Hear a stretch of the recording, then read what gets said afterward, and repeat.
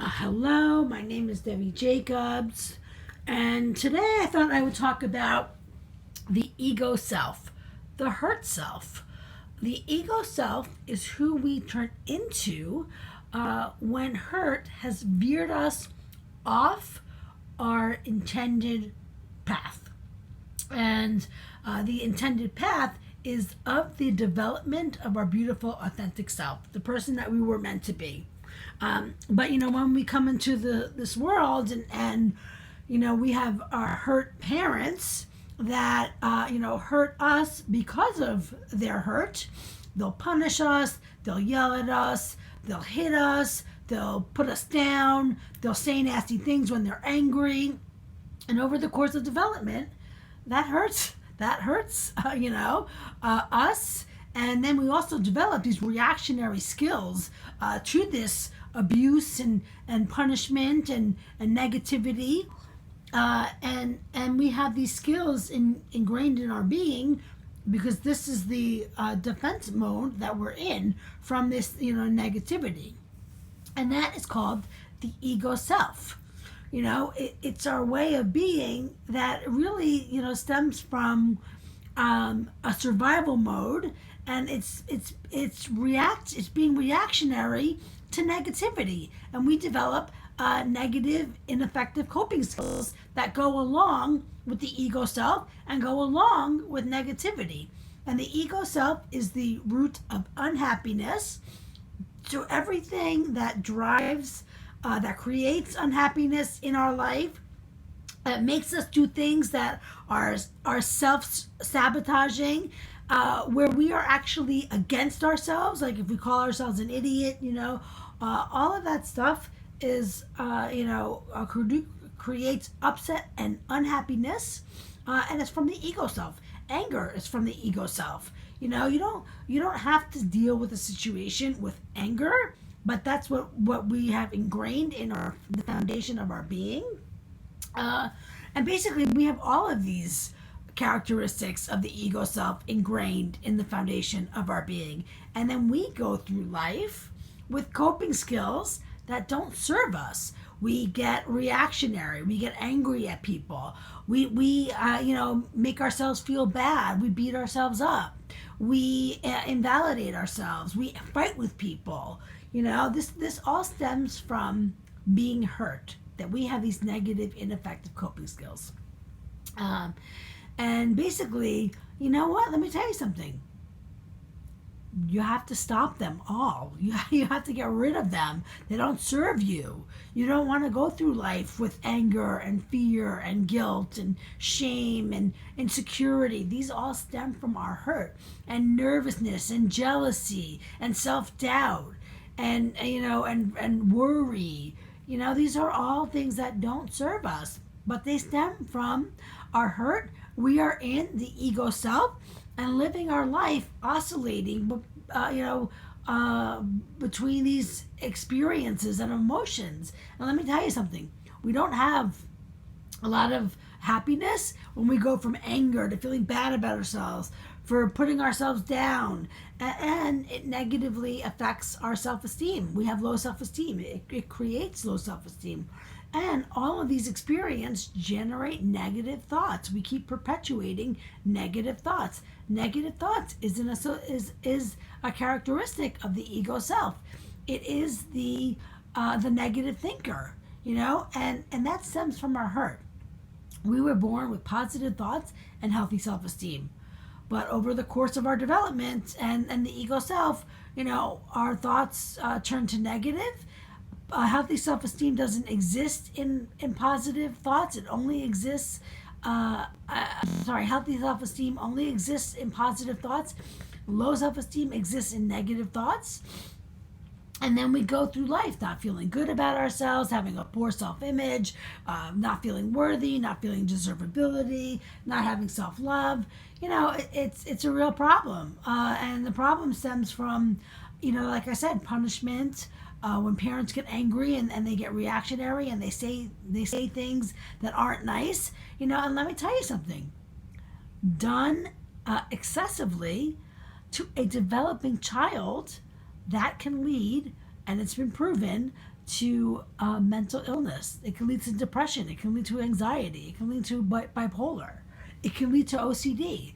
It can lead to a slew of mental disorders.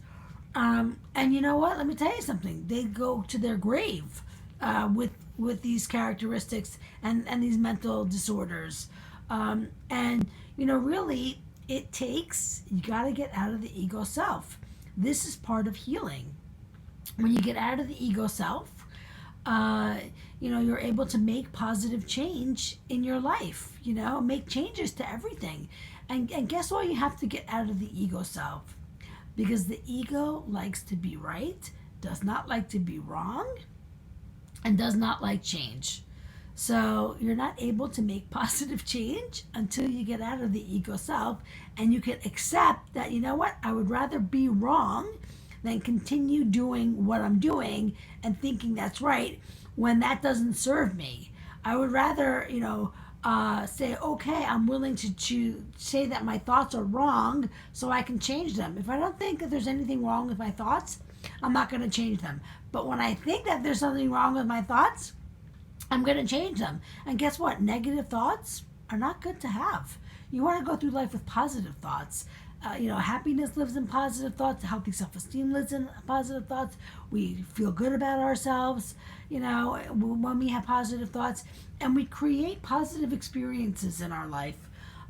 So that's really important, to take into consideration, because you know what? Let me tell you that I lived with depression, anxiety, and bipolar for many years, and then I myself went on the healing path, got out of the ego self. So important. I was willing to be wrong. I was willing to be wrong to be happy. I said, okay, I'll be wrong. What do I have to change? I have to change my negative thoughts? Yeah, I agree. I do have to change my negative thoughts.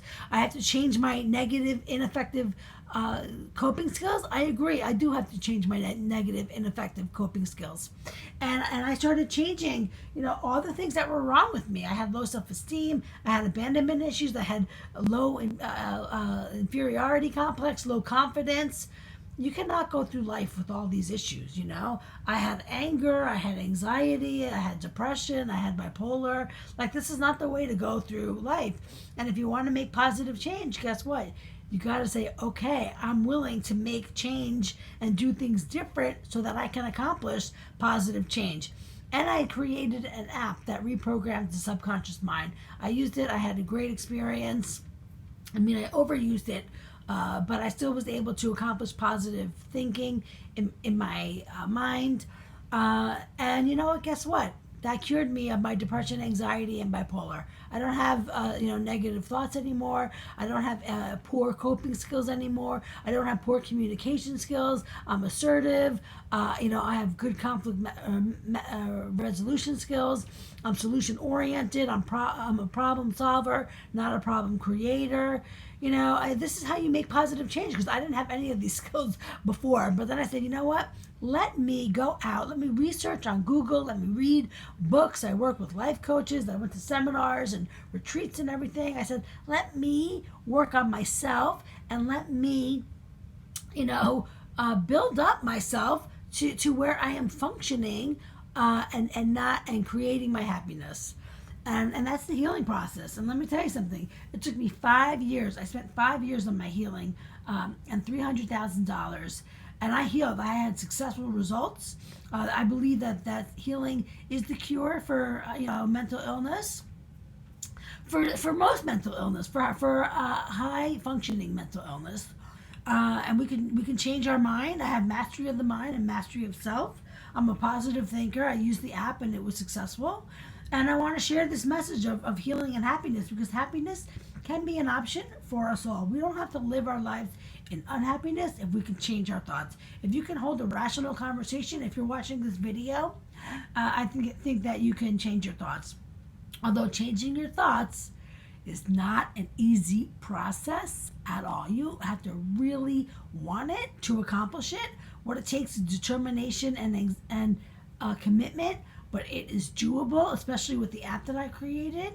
But I'll tell you, it is a transformation of self. You're going from your unhappy self to your happy self. and it requires discipline and growth and being out of your comfort zone. But you know what? Your freedom and your happiness is at stake. And it is freedom of being insecure, freedom of feeling bad about yourself, freedom of putting yourself down, freedom of fear, freedom of guilt, freedom of shame, freedom of doubting yourself, freedom of abandonment issues. Like, it's freedom of all things that you don't want that are actually tying you up. And with this freedom, it's the freedom of your beautiful, authentic self. That's right, it's the rebirth of your beautiful, authentic self and the spiritual awakening where your beautiful, authentic self is now conscious and awake and living your life with positivity and healthy self-esteem. So my name is Debbie Jacobs, and I hope that you find this helpful. If you want to connect with me, feel free to reach out to me. I want to help people living with mental illness to live with their freedom and happiness. And it's healing, not mental therapy. I was in mental therapy for over 10 years. I didn't get the results that I was looking for at all. I didn't feel like I made any progress. But then when I quit mental therapy and went to work with a life coach, we started working on my healing. And I was successful. I had the results. And now I'm here to help other people. Okay, my name is Debbie Jacobs. Take care. Bye-bye.